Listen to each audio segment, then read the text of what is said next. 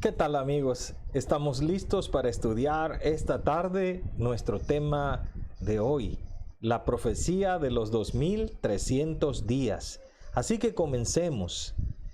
Esta profecía que vamos a estudiar en esta ocasión es una profecía muy importante porque nos permite ubicarnos en la línea de tiempo profético bíblico en qué tiempo nos encontramos. Muchos nos preguntamos, pero pastor, o me han preguntado, pastor, pero ¿en qué tiempo vivimos? ¿En qué época de la historia estamos? ¿Será que estas son señales del tiempo del fin? ¿Será que estamos viviendo en los últimos días? Bueno, esta profecía nuestro Dios la dejó para que nosotros podamos entender la época en que vivamos y nadie se pierda, sino que todos tengamos mucha oportunidad para obrar de acuerdo al tiempo que vivimos.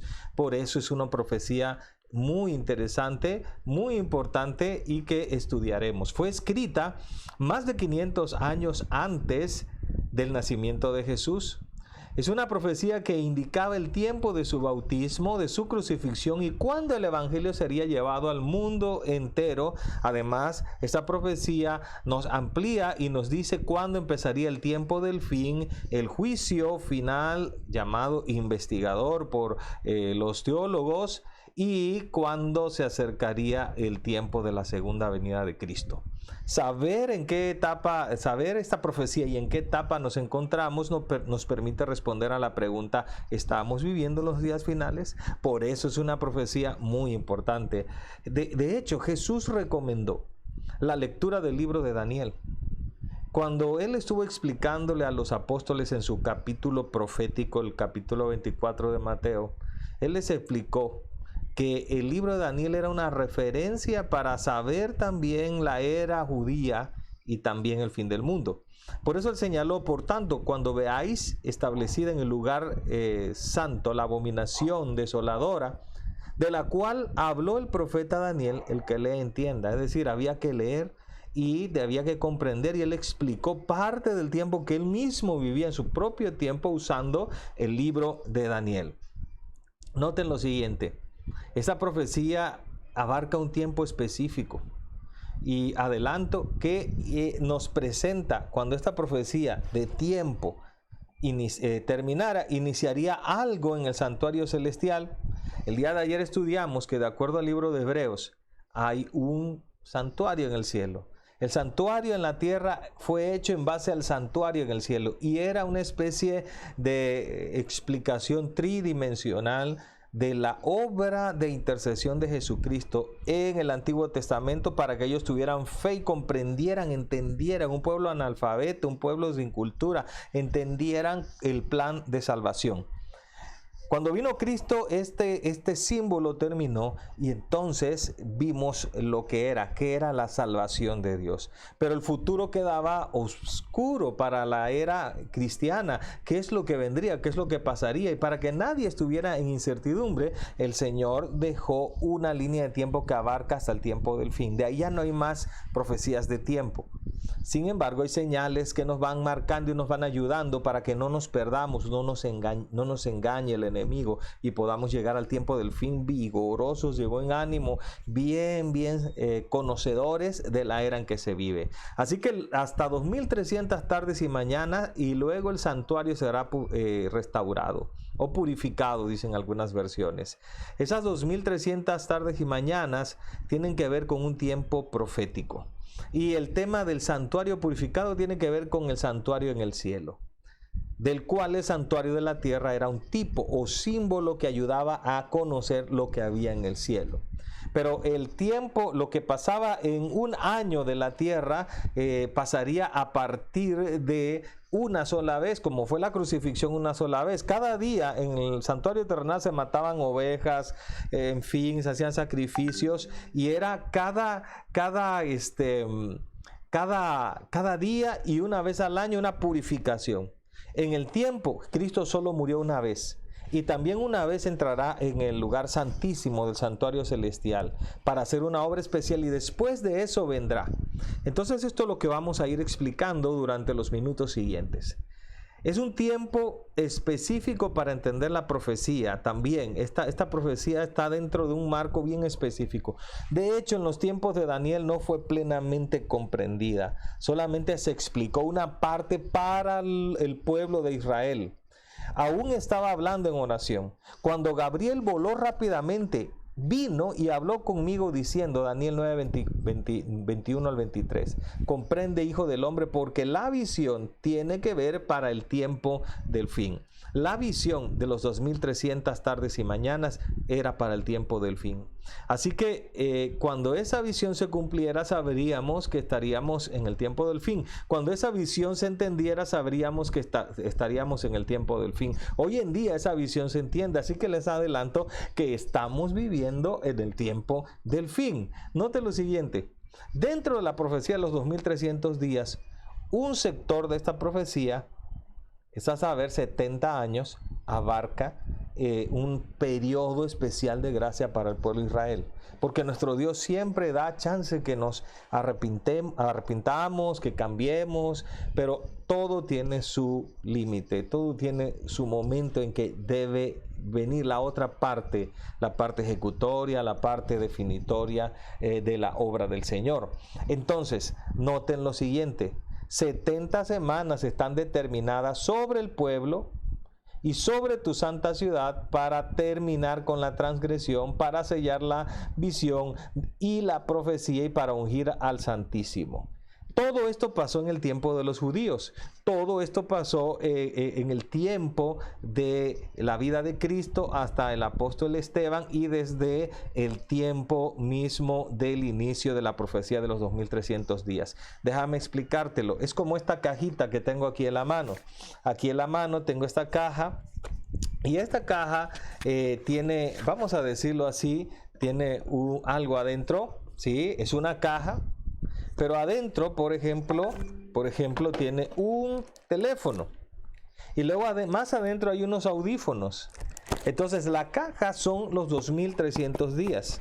Y los audífonos son una parte, un accesorio que está dentro de la caja o los 2300 días. Dentro de ellos están las 70 semanas. Es decir, la profecía es muy importante porque abarca el tiempo de los judíos para cumplir su llamado y el tiempo en que vendría la predicación a los gentiles. También hay pequeñas marcas que van indicando que, como en un cronómetro, van indicando, ya se acerca. O cuando está el boxeo, que por ejemplo, suenan un aviso auditivo para que los boxeadores sepan que ya está terminando el round y le pongan más ganas. Así también por ejemplo, en los maratones hay marcas de kilometraje también para saber dónde andan y ellos, los corredores, le pongan más ganas para llegar hasta el final. Entonces la profecía tiene marcas en las cuales nos va indicando cómo vamos en el camino del tiempo.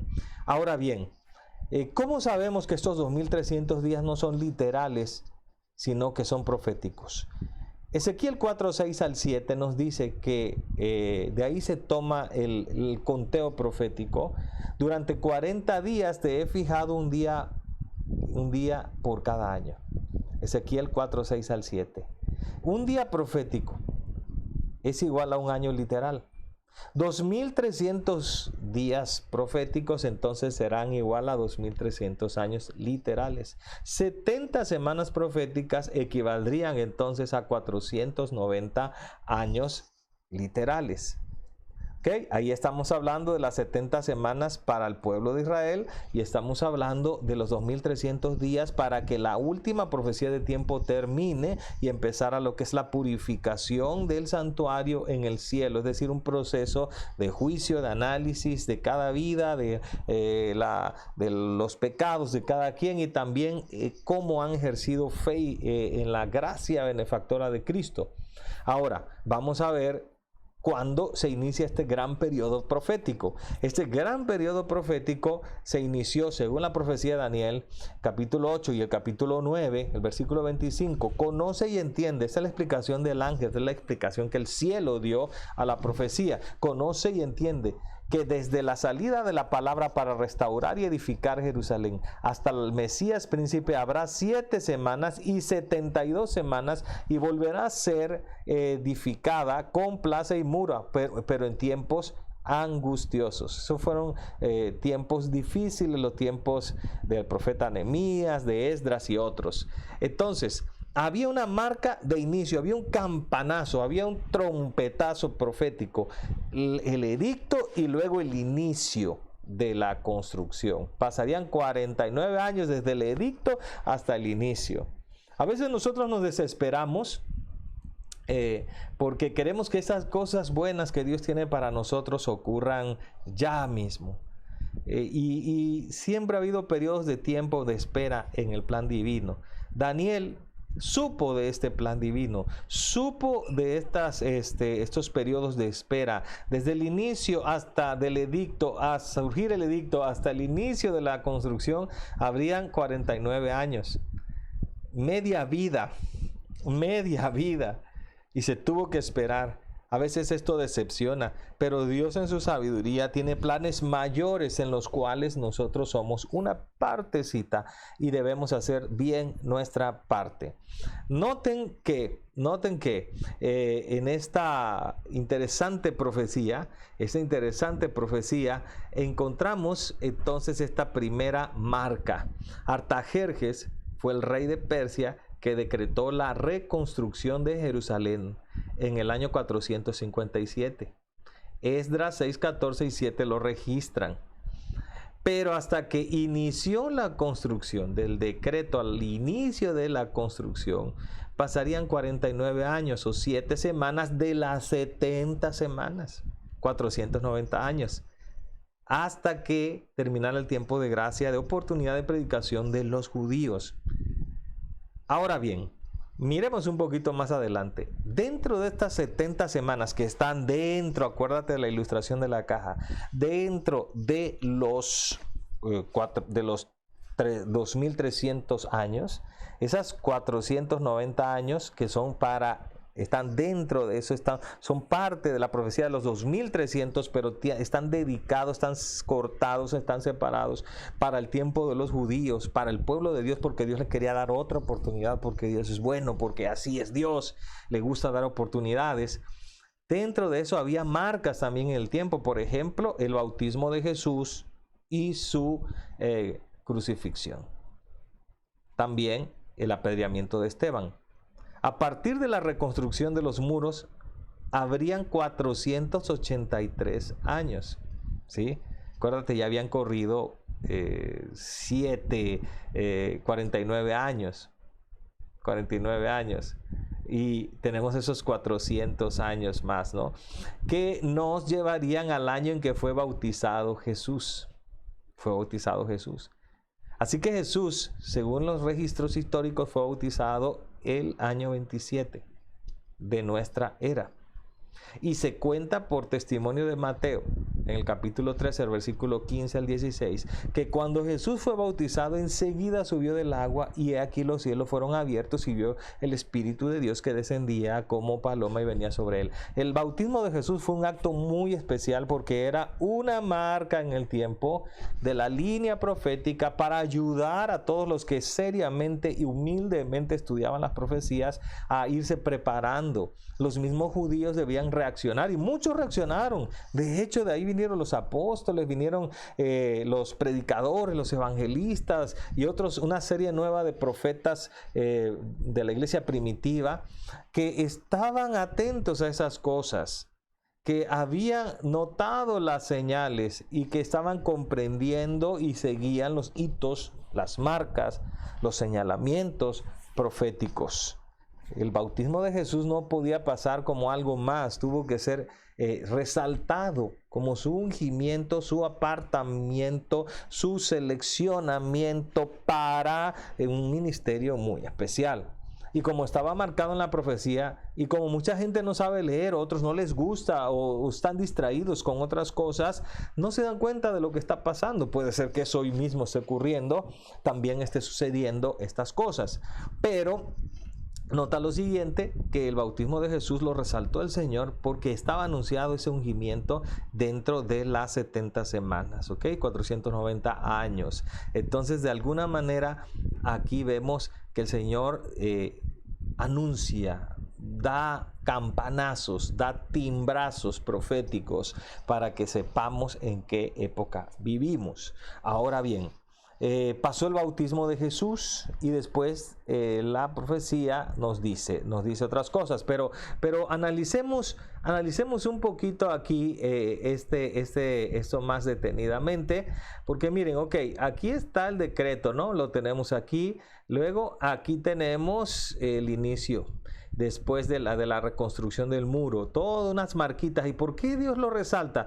Para que no nos perdamos en el tiempo, en tantos eventos que ocurren en la historia. El Señor quiere que vayamos siguiendo, y su pueblo pueda caminar con una brújula profética en el desierto de este mundo hasta llegar a la Canaán celestial. Note lo siguiente, ¿qué faltaba? ¿Sí? ¿Qué faltaba? Vamos a ver, el ungido sería matado. Se anunció la crucifixión y muerte de Jesús en esta profecía. Después de las 72 semanas, ¿sí? Después de las 62 semanas, no han llegado las 70, ¿sí? Del pueblo, 62. El Mesías será quitado y no tendrá nada. Por una semana Él confirmará el pacto con muchos. Una semana, ¿sí? Una semana, acuérdate, tiene 7 días. 7 días son 7 años. Estos están divididos en 2 partes. Y en la mitad de la semana hará cesar el sacrificio y la ofrenda. El pacto con muchos es como una semana especial. Esos 7 años son especiales. Desde que Jesús es ungido y entonces pasan 7 años, llega el momento en que los muchos, o sea, nosotros, los pueblos, las naciones, los gentiles, los no judíos, se confirmaría el pacto con nosotros a través de la obra de Jesús, pero su muerte ocurriría a mitad de la semana, 3,5 días proféticos o 3,5 años literales después de su ungimiento. Todos sabemos lo que pasó. Ese día que Jesús fue muerto, cesó el sacrificio y la ofrenda. ¿Por qué? Porque hubo un terremoto, un cataclismo. Recuerdan la muerte de Jesús, el velo del templo se rasgó. Así que hubo una crisis ahí en el santuario que rompió algo muy importante, la división entre el lugar santo y el lugar santísimo. Porque ya no era necesario ese sistema ritualista que simbolizaba cómo Dios obra, esa predicación tridimensional. Se rompió el velo porque ya el Cordero de Dios que quita el pecado del mundo había muerto, había sido sacrificado en la cruz del Calvario el día que Cristo murió. Así que el sistema de sacrificios, el sistema del santuario, el sistema del sacerdocio, todo eso se terminó hasta allí. Ciertamente han de haber remendado la cortina y han de haber seguido haciendo todos sus rituales, porque no recordaron y no conectaron la profecía de los 2300 días y sobre todo la de las 70 semanas con ellos. Pero recuerden que todo esto estaba oculto. Estaba cerrado hasta el tiempo del fin. Por eso ellos no lo comprendieron. Sin embargo, tenían que estar atentos a ciertas marcas, a ciertas cosas. Y lo registraron como un evento más y siguieron su vida normal. Hoy en día somos más privilegiados porque conocemos todo lo que pasó ocurrió en el pasado y cómo se fue cumpliendo la profecía, y eso nos debería animar a nosotros para que ahora que sabemos que se cumplió, lo que falta se cumplirá seguramente. Ahora, pero Jesús clamó otra vez a grande voz y entregó el Espíritu, y aquí que el velo del templo se rasgó en 2, de arriba a abajo. Entonces, vean ustedes cómo ocurrieron estos eventos sorprendentes, como estaban profetizados. Se cesó la ofrenda y el sacrificio de alguna manera porque ya no era necesaria, porque los símbolos ahora tenían su pleno cumplimiento. Nosotros hoy miramos hacia atrás, pero la gente del tiempo del Antiguo Testamento miraba por fe hacia el futuro. Lo que nosotros miramos hacia el futuro es la segunda venida de Cristo. Tenemos ahora una confianza profética de que si todo lo pasado ocurrió, también lo que vendrá ocurrirá. Luego, si la profecía, acuérdense, faltaban que se cumplieran 3 días y medio proféticos, 3 años y medio proféticos más para la última semana, para la semana que completaría las 70 semanas. El Mesías muere 3 años y medio después del inicio de su ministerio en su ungimiento, y tenemos allí las 3 años y medio, tenemos los 434 años, vamos a irlos marcando, ¿ok? Tenemos esta primera semana, desde el edicto hasta que se inicia la reconstrucción. Por todo 49 años, noten ustedes, a veces hay que esperar mucho. Luego viene un periodo aquí de tiempo intertestamentario, de aquí para acá y de aquí para acá, hasta la fecha que marca la otra hito, el otro, la marca profética, el ungimiento del Mesías. Aquí está su bautismo, su apartamiento especial, y Dios no lo dejó pasar por alto. Luego, en el año 31, tenemos a mitad de la semana, 3 días y medio profético, 3 años y medio literales. Es crucificado Jesucristo. ¿Qué falta? Confirmar el pacto con muchos. Eso ocurrió cuando los judíos rechazaron la visión profética de Esteban y le echaron fuera de la ciudad y la apedrearon. En aquel día se desató una gran persecución contra la iglesia que estaba en Jerusalén, y todos fueron esparcidos por las regiones de Judea, de Samaria, con excepción de los apóstoles. Ya inclusive los mismos judíos cristianos antes no eran tan perseguidos, ahora eran muy perseguidos, pero esa persecución Dios la permitió para dispersar el evangelio.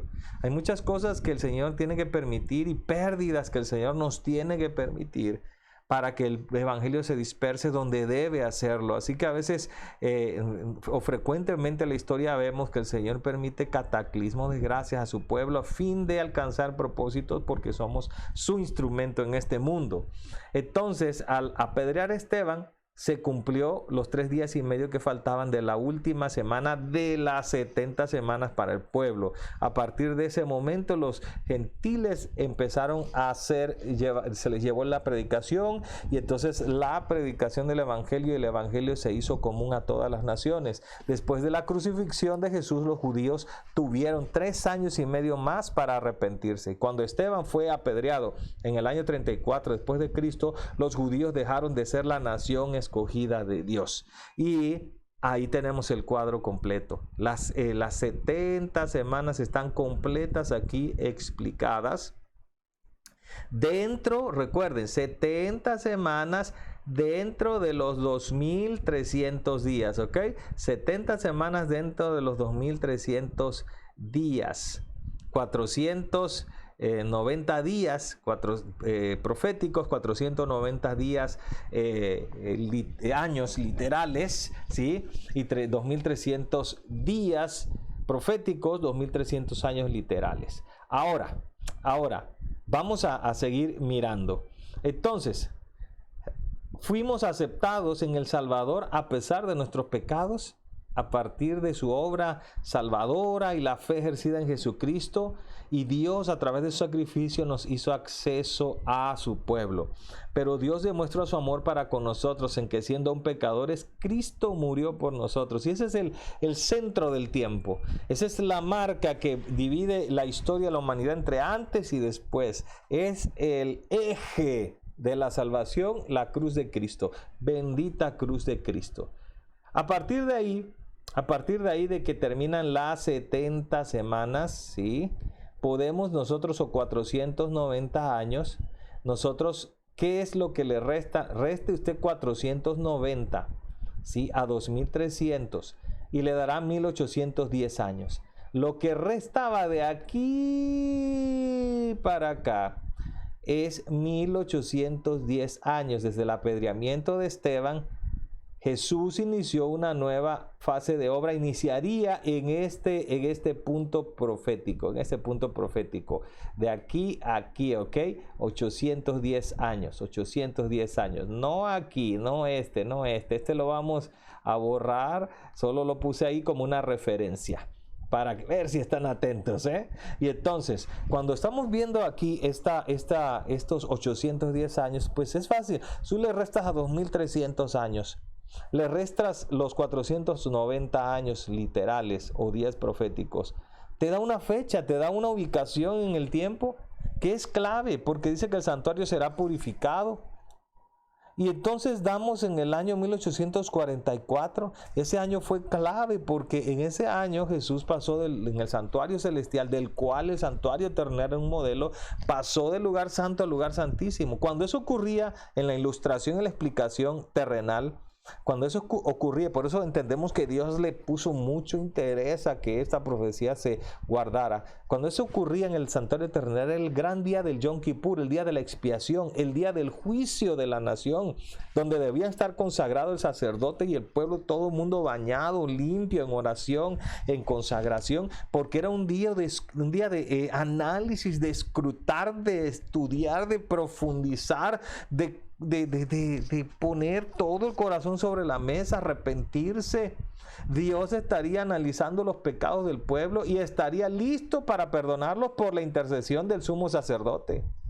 En el hito profético, en la línea de tiempo profética, Jesús entró a una obra, salió del lugar santo de ministración a una etapa especial de ministerio en el lugar santísimo, en la presencia de Dios, de intercesión, de abogacía por los pecados del pueblo. En el santuario terrenal, los sumos sacerdotes inclusive eran amarrados de la cintura, porque si no eran dignos, profanaban el lugar santísimo, morían. Y cuentan las historias judías que algunos tuvieron que ser jalados del lugar santísimo por sogas que eran amarradas de sus cinturas, porque era muy solemne ese día.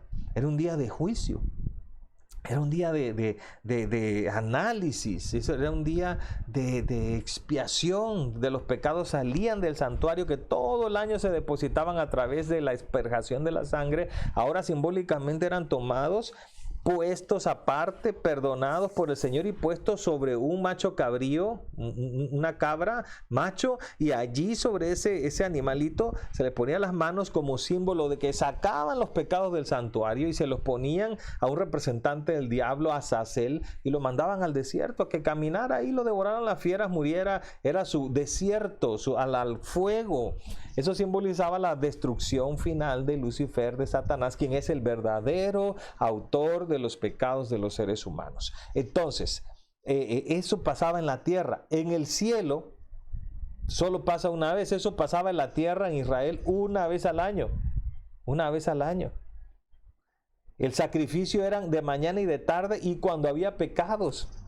Así que era frecuente los sacrificios, y en el gran día de expiación eran ríos de sangre que bajaban del templo de Herodes, y dicen que corrían por las escalinatas hasta el arroyo de Cedrón, y después se iban al mar. La sangre y el arroyo de Cedrón se llenaba de sangre todo, y se iba al mar Mediterráneo, porque era un símbolo de purificación. Con la sangre se lavaban los pecados del pueblo. Por eso era un día muy especial. Pero a diferencia de la tierra con el cielo, Jesucristo solo murió una vez, no murió miles de veces.